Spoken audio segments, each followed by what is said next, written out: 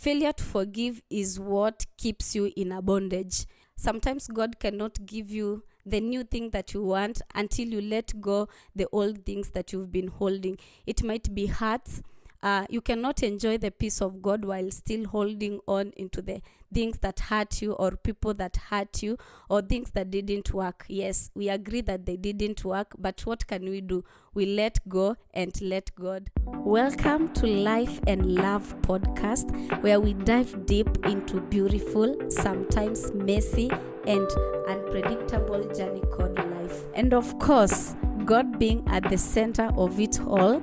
Here, we explore the stories, real talk, fresh perspective, and wisdom along the way. I am your host, Beno K. Hi, welcome to Life and Love podcast. My name is Beno K, and Happy New Year.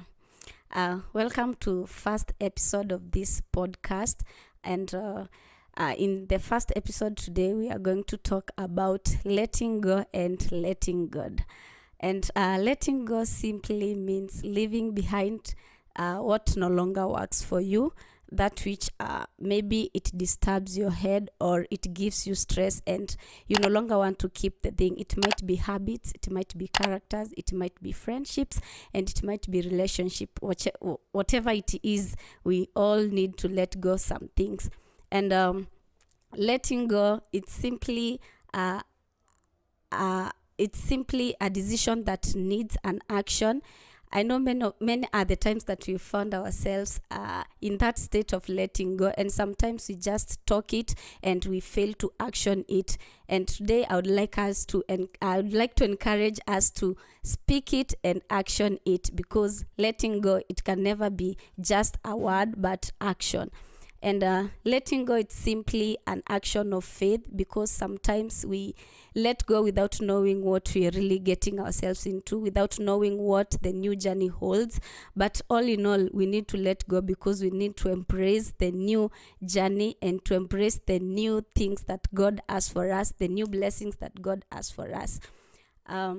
Sometimes why it's so hard sometimes to let go, it's because sometimes we give an excuse of what we need to let go.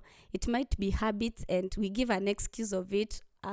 Maybe we can say, I'll change, but sometimes it doesn't work out that way. And giving an excuse to letting go what you're supposed to let go, it keeps you in that state and keeps you in that moment and that place that you don't want to be. So letting go, it's simply an action of faith, and we just let go and trust God in the new beginnings, trust God in the new journey without really having a clear picture of what we are getting into. And why let go? Sometimes we ask ourselves why let go, because we are so afraid sometimes to let go. But why let go? My first point will be holding on to the past. It delays the future and the better things you are supposed to enjoy in life. You can't receive anything new while still holding on to the past. And to that point, I would like maybe to read a scripture that really concurs with the new blessings. And you'll allow me to read the scripture from my phone. It's from the book of Luke 5:37 to 39. This is when Jesus was giving a parable to his disciples, and the parable goes like this. Then he spoke a parable to them. No one puts a piece of a new garment on an old one, otherwise the new makes a tear, and also the piece that was taken out of the new does not match the old. 37 says, and no one puts new wine into old wineskin, or else the new wine will burst the wineskins and be spilled, and the wineskins will be ruined. 38 says, but new wine must be put into new wineskin, and both are preserved. I think that is what works in our lives. Sometimes God cannot give you the new thing that you want until you let go the old things that you've been holding. It might be hurts. You cannot enjoy the peace of God while still holding on into the things that hurt you, or people that hurt you, or things that didn't work. Yes, we agree that they didn't work, but what can we do? We let go and let God lead us into the new things that we want to see in our lives. Another thing, holding on, it hurts and it kills your peace. It drains your energy.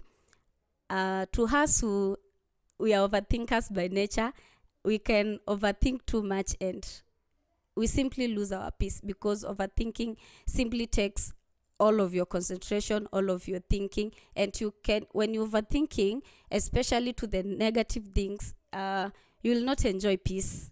That is it, you will not enjoy peace, and it will drain your energy. You lose appetite to do things, you lose motivation, and that's why we need to let go, because when we still hold on to these things that hurt us, things that didn't work, we'll not enjoy the peace that God gives. The other thing, you won't see the blessing unless you let go of the hurt. As I've said, unless you let go, you cannot enjoy the new things that God has for us. And that's why we need to sit down and internalize your life. Look at the things that you want to let go, the things that are no longer serving you, the things that are no longer giving you peace. Whatever it is, if you find something in your life that is not giving you peace, then it's clear that you need to let go that thing. And how do we let go? How are we going to let go? First is accept. Acceptance, it's always the first start to healing and first start to making and starting new beginnings. Accepting that it happened, yes. Accepting that you were hurt, yes. Accepting that you made decisions and they failed, yes. Accepting you had goals and they didn't work. Accepting you loved the person and they didn't love you back. Accepting whatever the thing is, accept that it happened, and we cannot change the past, but we can work to change the future.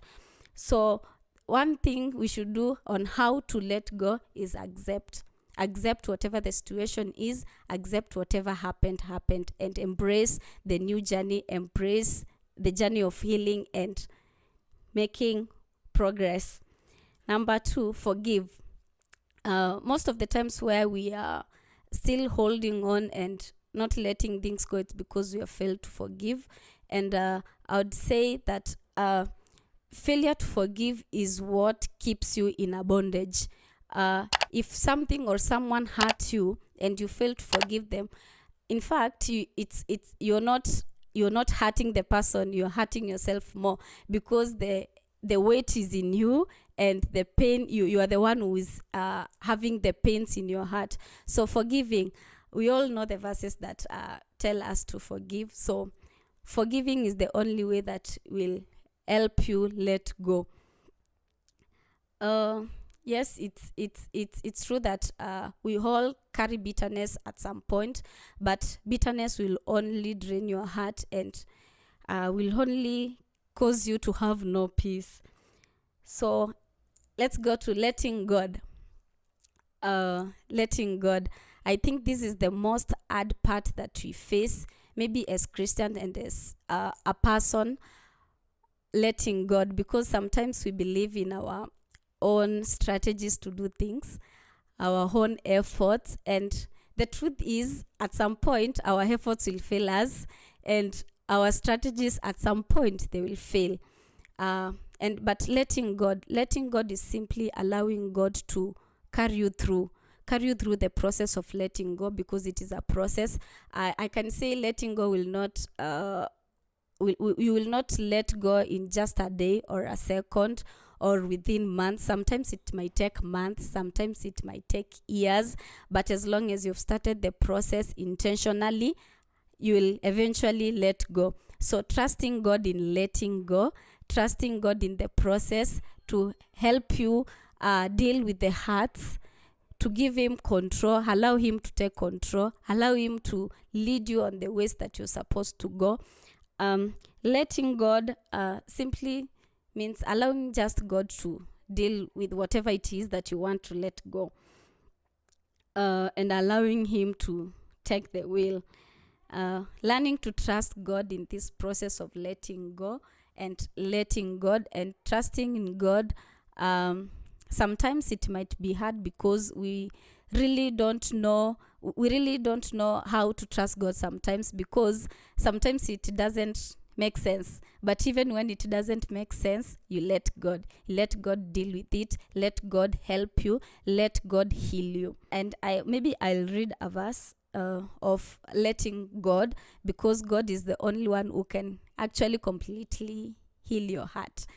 Sometimes we try our strategies, we try going for hangouts, reading books, maybe watching, and sometimes we might feel relieved at the moment that we are engaging ourselves in that action, maybe reading or going for exercise, but at some point we still have those thoughts will still come back.